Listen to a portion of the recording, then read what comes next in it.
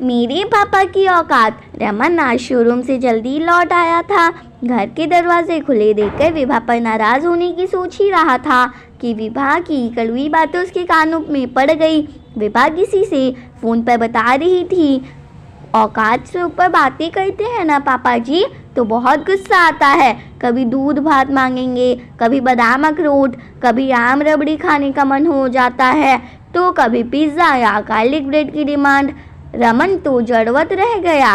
विभा के मन में इतनी गलत और गंदी भावनाएं होंगी वो सपने में भी नहीं सोच सकता था। पापा दिन ब दिन कमज़ोर होती जा रही हैं। शायद जले भुने मन से दिया खाना उन्हें लगेगा भी नहीं। रमन पूरी रात सोचता रहा। नींद तो कपूर हो ही गई थी। कई पहलुओं पर सोचने के बाद अंत में उसे बहुत अच्छा निष्कर्ष मिल गया अपनी समस्या का। सुबह नाश्ते की टेबल पर विभा उसे और पापा को नाश्ता दे रही थी तो रमन ने पहली बार नोटिस किया कि पापा की प्लेट लगाते समय विभा का भाव बहुत खराब था। वो अपने आप को रोक नहीं पाया। उसने विभा को कहा, कल छोटी बुआ जी यहाँ आ जाएंगी, तुम कल तक अपनी पैकिंग पूरी कर लो, हम लोग कल ही यहाँ से निकल लेंगे। विभा तो खुशी से कूदने लगी। क्या हम लोग मॉरिशस जा रहे हैं? रमन, आपने तो मेरा दिन बना दिया। मैं अभी अपनी सारी फ्रेंड्स को व्हाट्सएप करती हूँ। नहीं, हम मॉरिशस नहीं जा सकते विभा, वहाँ जाने की अभी हमारी औकात नहीं है।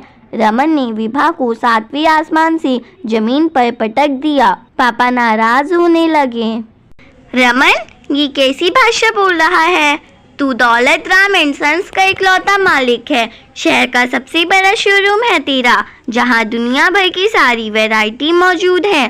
तू औकात की बात कर रहा है? रमन ने पापा से माफ़ी मांगते हुए कहा, पापा आपका दिल नहीं दुखाना चाहता, पर सच यही है कि अभी मेरी कोई औकात नहीं है अपने आप को वहाँ का मालिक मानने की। अभी तो मैं सीख रहा हूँ आपसे कैसे आपने दौलत राम दुपट्टा सेंटर को दौलत राम एंड सन्स बनाया है। अगर आपने अपनी सूझबूझ और मेहनत से ये मुकाम नहीं बनाया होता तो मैं भी दुपट्टे ही बेच रहा होता।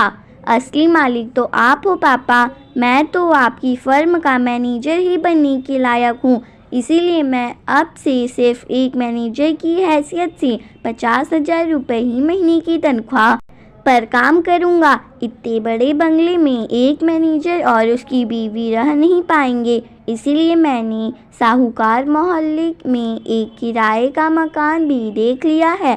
मैं और विभा कल से वहीं रहेंगे अपनी औकात के हिसाब से। सख्ती में आ गई विभा। 50,000 रुपये तो उसकी किटी में ही चले जाते थे, बाकी गृहस्थी वो कैसे चलाएगी उसकी तो समझ में ही नहीं आ रहा था। ये तो उसके भी समझ में आ गया कि कल रमन ने उसकी फ़ोन वाली पंचायत सुनकर ही ऐसा फ़ैसला लिया होगा। उसने फ़ौरन रमन और पापा से माफ़ी मांगी और भविष्य में ऐसा दोबारा ना करने का वचन भी दिया। पापा को अब जाकर स्थिति समझ में आई और विभा को माफ़ करके उससे बहुत प्यार से बोला, बेटा सुबह का भूला अगर शाम को वापस आ जाए तो उसे भूला नहीं कहते। गलती सभी से होती है, पर जो समय रहते अपनी गलती को सुधार ले वो सच्ची माफ़ी का हकदार है। पर पैकिंग तो तुम कर ही लो, कोठी छोड़कर जाने की नहीं, मॉरिशस जाने की। अगले हफ्ते विभा का बर्थडे जो है मैंने पहले ही बुकिंग कर दी है। विभा और रमन दोनों पापा के गले लग गए।